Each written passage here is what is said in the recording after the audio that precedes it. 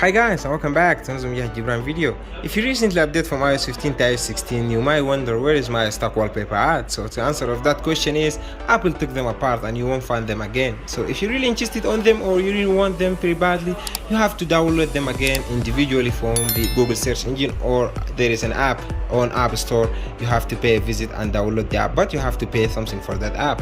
But I prefer you to do the website method. So in the website, there is a website called a Wallpaper Central, guys. This website is dedicated to the whole stock wallpaper individual and industry on the manufacturer of the smartphone, Samsung, Xiaomi, whatever smartphone at.